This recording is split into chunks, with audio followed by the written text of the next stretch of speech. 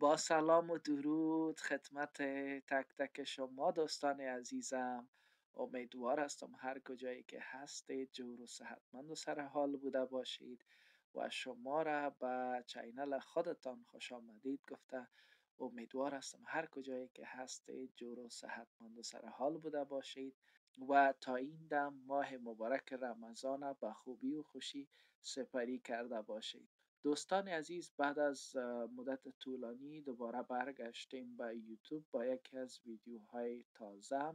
در این ویدیو می خواهم چند نکته مهم زندگی را برای شما به اشتراک بگذارم. امیدوار هستم که تا آخر ویدیو همراه من باشید و این ویدیو مورد پسند شما قرار گیرد.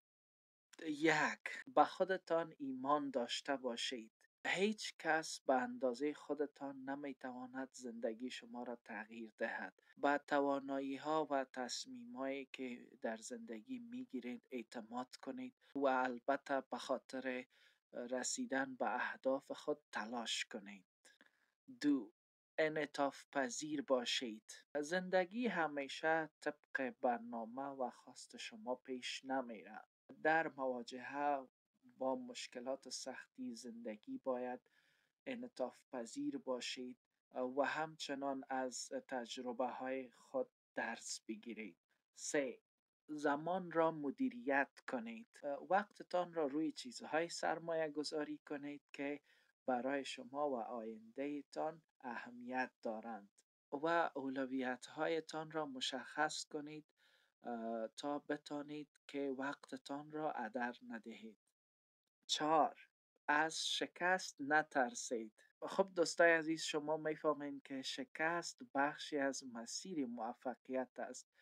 بدون شکست ما نمیتونیم که به موفقیت برسیم. هر شکست ما برای ما یک فرصت یادگیری را ایجاد میکنه دوستای عزیز که ما میتونیم از هر شکست خود درس بگیریم و برای دوباره تلاش کردن میتونه این شکست برای ما یک انگیزه خوبی بوده باشد و این میتونه شما را قوی تر از قبل و با انگیزه تر از قبل بسازم. شماره 5. ارتباطات مثبت بسازید. امی افراد اطراف ما تأثیر مستقیم بالای زندگی ما می داشته باشند و البته ما باید با کسانی وقت خود را بگذرانیم که از نظر احساسی و از نظر فکری بر ما انرژی مثبت می بخشد، نه افرادی که برای ما انرژی منفی می دهند. شماره 6. قدر لحظه هایتان را بدانید. زندگی خیلی کوتاه است.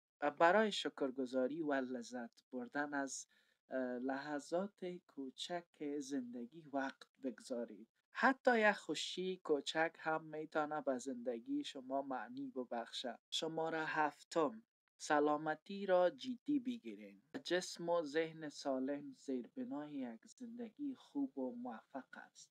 تغذیه مناسب، ورزش، خواب کافی، اینها را که است باید در اولویت قرار بدهیم تا بتانیم که سلامتی خود را حفظ کنیم.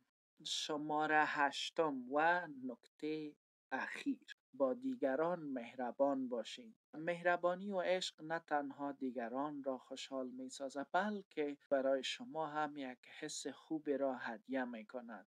پس مهربانی را تا فردا معطل نکنید، چون اویی که امروز است شاید فردا نباشد.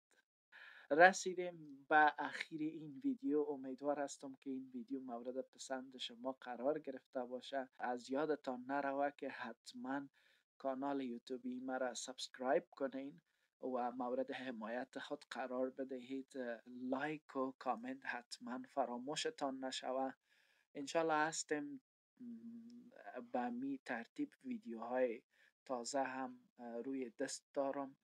خوب است که این ویدیو را با دوستانتان شریک بسازید. اگر نظر و پیشنهاد داشتید حتما در بخش کامنت بنویسید و تشکر فراوان از اینکه ویدیو را تا آخر تماشا کردید.